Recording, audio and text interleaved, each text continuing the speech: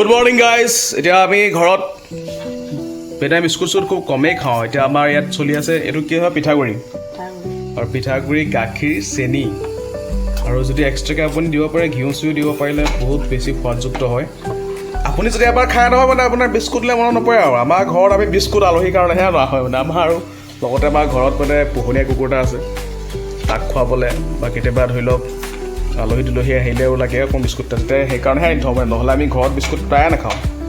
ৰাতিপুৱা চাহকাপ প্ৰায় আমাৰ এনেকৈ চলে আৰু। এই মায়ে ঘৰতে ওলোৱা গাখীৰ পিঠাগুড়িৰ সৈতে সিজোৱা পিঠা বনাই দিয়ে আৰু এবাৰ সোৱাদ পালে আপোনাৰ এৰিবলৈ মন নাযায় আৰু, বেলেগলৈ আপোনাৰ মনত নপৰে মানে, আৰু বহুত হেল্ডিও হয়।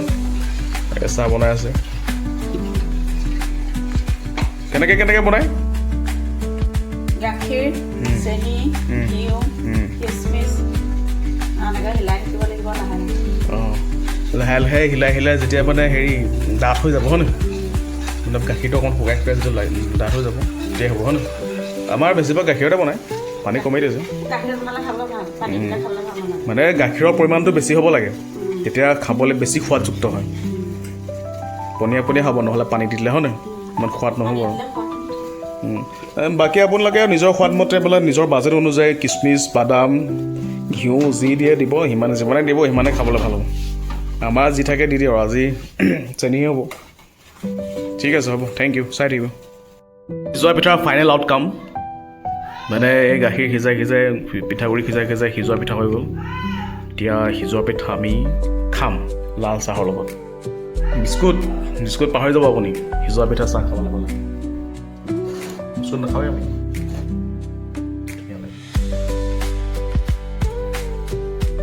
গৰম হৈ আছে বহুত, খাবলৈ অকণ ঠাণ্ডা হ'ব লাগিব।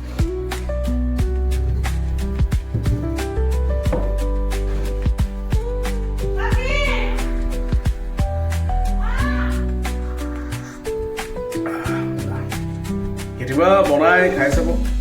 আমাৰ অসমীয়া মানুহবিলাকে প্ৰায় খায়েই সিজোৱা পিঠা, কিন্তু বেছিভাগে অকেচনেলি খায়, বা ধৰি লওক কিবা এটা ঘৰৰ অনুষ্ঠান পাতিলে বা কিবা বিশেষ পৰ্বতহে খোৱা হয়। কিন্তু আমাৰ মানে প্ৰায় চলে সিজোৱা পিঠা। আমাৰ মায়ে হেৰি কৰে, সিজোৱা পিঠা মানে পিঠাগুড়িটো প্ৰায় মিক্স শুনে, গতিকে পিঠাগুড়িটো ভাজি লয়, জানে আৰু পিঠাগুড়ি বনাব হয় নহয়, চবেই জানে। এতিয়া খাবলৈ খুব সোৱাদযুক্ত আৰু স্বাস্থ্যকৰ।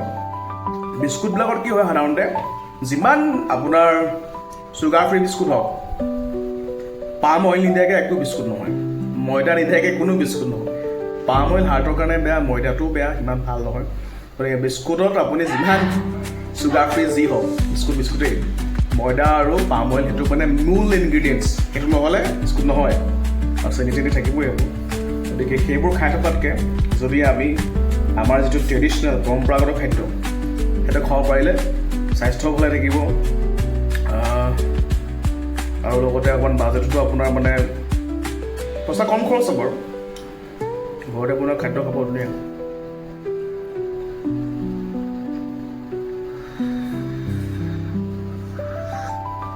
আৰু বহুত বেছি সোৱাদযুক্ত ন, যি বস্তু মিঠাই খাই থকাতকৈ সিজোৱা পিঠা খাওক লাগে, খাই মজা পাব। আৰু আপোনাৰ বহুত দিলে ভোক চোক নালাগে, শৌচ পাহৰি যাব আপুনি। সিজোৱা পিঠা এক নম্বৰ।